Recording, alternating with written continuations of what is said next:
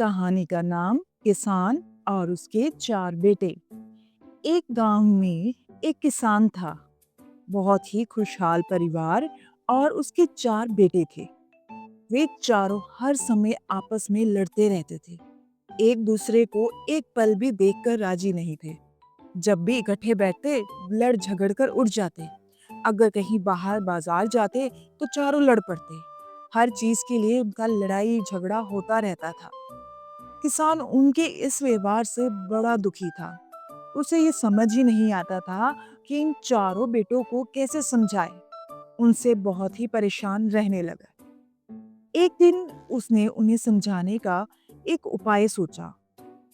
खेती करते करते एक दिन उसके दिमाग में एक उपाय आया और उसने सोचा क्यों ना इस उपाय से अपने चारों बेटों को थोड़ी अकल दी जाए। उसने चारों को अपने कमरे में बुलाया तो बच्चों ने पूछा, जी पिताजी आपने हमें बुलाया? उन्होंने कहा, हाँ, यहाँ बैठो। और उन्हें एक एक लकड़ी की छड़ तोड़ने को दी। चारों ने झट से तोड़ दी, 1 मिनट भी नहीं लगाया।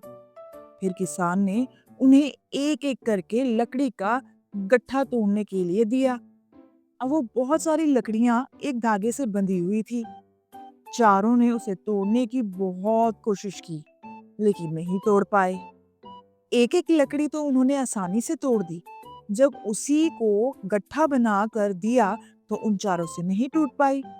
तब किसान उन्हें समझाते हुए बोला, देखा, एक एक लकड़ी कितनी आसानी से तोड़ दी, जबकि लकड़ी के गट्ठे को हिला भी नहीं पाए।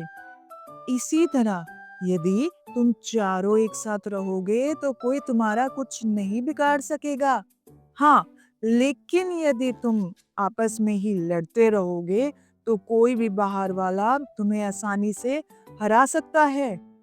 किसान के बेटे समझ गए कि एकता में ही शक्ति है।